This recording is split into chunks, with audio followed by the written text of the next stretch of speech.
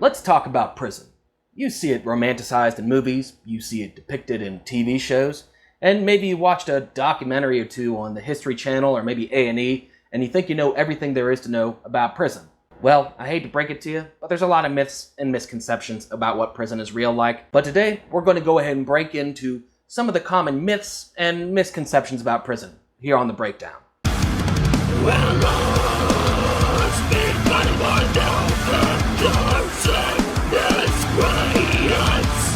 Hey, this is Greg Hoyt from The Breakdown. If you're new here and checking out the channel on YouTube, go ahead and hit that subscribe button. Also, feel free to follow me on Twitter at GregHoytLET. Anyway, let's get on to the video. When it comes to prison and prison culture, there seems to be no shortage of television shows and movies that try to depict what it's like inside the walls.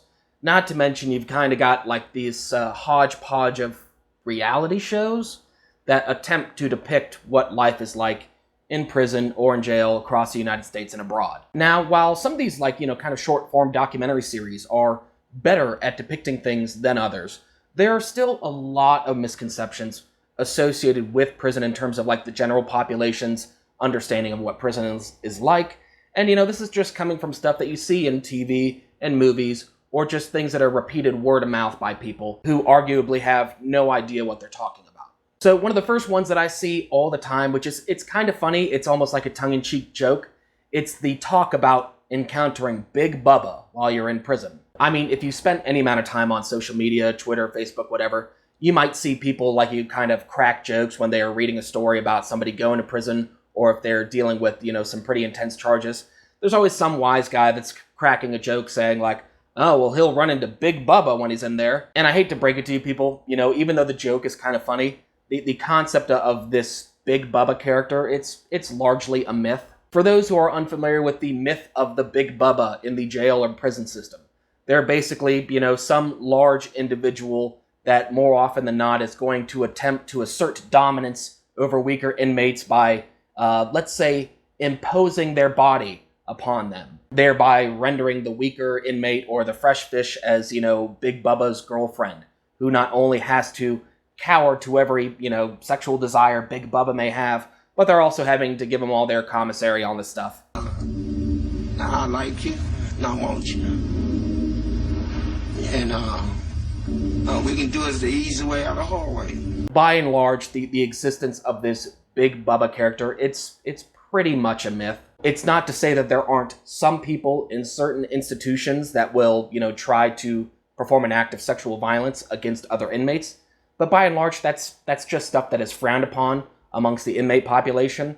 And if the inmate population catches wind of somebody trying to do that, trying to force their body upon another inmate, this purported Big Bubba character, or whoever is trying to emulate the stereotype of a Big Bubba, they're not going to have a good day. Chances are that they're going to be flying out of that institution in a free helicopter ride over to the nearest, emergency medical center that can handle the injuries they sustained from the broader population. And talking about the mythical Big Bubba character actually affords a really good segue to discuss another misconception associated with the prison system, and that would be homosexuality transpiring, particularly in the men's prison system. Now, this is a cliche that you see it in a lot of movies, like, stuff like The Longest Yard and that comedy movie, Let's Go to Prison. But also you see it in some of the more serious, interpretations of prison, like in TV shows and movies. But by and large, homosexuality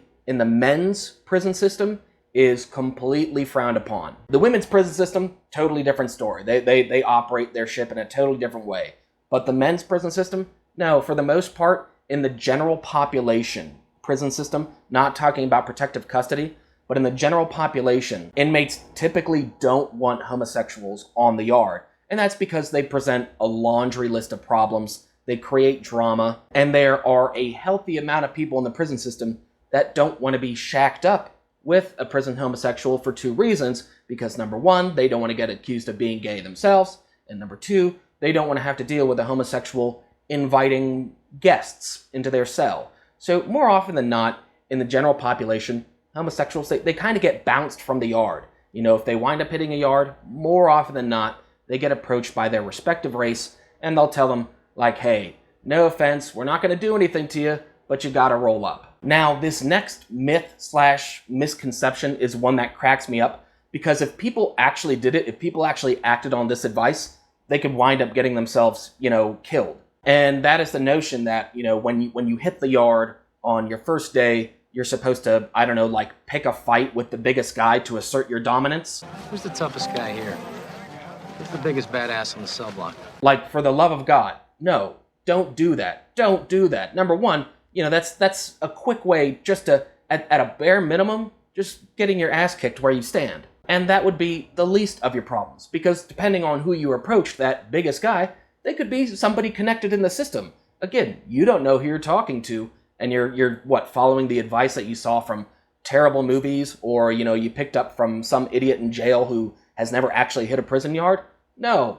For the love of God, there's no reason to assert your dominance in that fashion. An individual in prison can be easily digested as someone to not be messed with, or someone who doesn't take crap, without that individual having to go out of their way to be a rabble-rouser or to start unnecessary confrontations and conflicts. That's just dumb, and you're going to make your time 10 times harder if you pull some crap like that. And speaking of making your time harder, let's address the myth of doing your own time. Now, this is a thing that you may see, in movies and TV shows, where you have this kind of lowly new inmate hitting the yard type of thing, and they're just telling people oh, I'm just here to do my own time. And that's kind of a half-truth. I just want to do my time and go home. Nothing else. You can kind of do your own time when you're in prison, but there's no true 100% doing your own time, because no matter how it rolls out, how it pans out, where the cards fall, once you hit a yard, you are associated with some race. And when your proverbial draft number comes up for your race for something that's about to pop off, yeah, you're no longer doing your own time. You're involved in a conflict, whether you're directly involved or not. And this goes for every race on every yard, all right?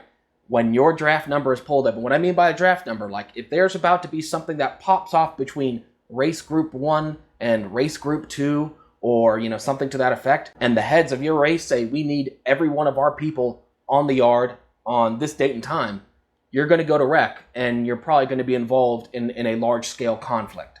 Or, at the very least, providing backup to make sure something doesn't pop off. Because more often than not, just the show of power, the physical presence of being there and standing by, your people, that usually diffuses more things than it escalates. So yes, while people who enter the system, they can mostly do their own time. They can do their own time about 99% of the time, and they don't have to get into the thick of it with gang involvement. They don't have to get involved with the dope stuff or the gambling or anything like that. But at some point in time, especially if you're doing a stretch of time, if you're going to be in there for a couple years or more, there may be an incident where your race needs you to show up somewhere and be there to help support them, and you're going to do it. You have to do it. It's one of those things where there's no such thing as no. Now, this is one that cracks me up, because I hear it from people who haven't done time in jail or prison or anything like that. If they converse with me and they find out about my past, some of them have a tendency to say this stupid thing oh man, I would never want to go to jail or prison, but if I did go, I would get all sleeved up. Talking about, how they would just enter the prison system and come out fully tattooed. I don't know where these people get this notion that somehow when you go into prison, you're automatically just going to get tattooed up, down, and left and right from a bunch of people in there. Number one, it's not like people are running tattoo shops 24/7 in prison. Yes, people can get tattooed in there, and they do. But it's not like you just enter the prison system and then you come out completely tattooed up. The people who know how to tattoo in prison aren't just doing them willy-nilly or for free. If you get tattooed in prison, it comes with a price, a literal price, and you're going to be paying in one of two ways, depending on what kind of tattoos you want. If you want, just kind of run-of-the-mill tattoos that don't have any significant meaning in prison culture, then yeah, you can pay somebody money to tattoo you, and it's going to have to be somebody from your own race. Because again, these people aren't going to do it for free. It's not like they enjoy, spending money and working hours to create tattoo ink. Because yes, these people do have to make tattoo ink, and it takes hours to do that. Not to mention the hours it takes to tattoo somebody with a makeshift rotary gun. You're going to have to pay them money. And while it may be inexpensive in comparison to, outside prices, it can be pretty costly when you take into consideration the rates of pay for jobs in prison, because somebody might want, 20, 25, 30, 40 bucks for a tattoo. And unless you're getting, money from the street sent in, 20, 30, 40 bucks in prison, that could be like a couple weeks' pay depending on what kind of job you have. Of course, the other manner of acquiring tattoos in prison are circumstances and scenarios where maybe somebody owes you money, you did a favor for them, or you're putting in work for your people and you're getting rewarded for the work that you're putting in. And putting in work for your people could be any number of things. It could be collecting debts on the behalf of the head of your yard. It could be, running a store operation. It could be, acting as a torpedo and putting hands on somebody that, needs to have hands put on them. It could be any number of things. And that's how people get a number of tattoos, but more often than not, depending on your race, it'll be some kind of political ink. So unless you hit the yard and you're willing to shell out some money or put in some work for your people, no, you're not going to come out of prison all sleeved up. Anyways, guys, that's just a few of the myths and misconceptions regarding prison and how people perceive the culture in there. There's a whole laundry list of other things that are a little bit more nuanced and probably take a little bit more time to dissect and differentiate and help explain so that way people can digest it. But let me know your thoughts in the comments, whether you might have been one of the individuals who believed some of these myths, maybe repeated the myth about Big Bubba, waiting in the cell for somebody. Just drop your comments below because I want to see your feedback. And if you want a part 2 to this video to dive into some of the more nuanced topics, let me know, drop that in the comments as well. Anyway, my name is Greg Hoyt. That was The Breakdown. Peace.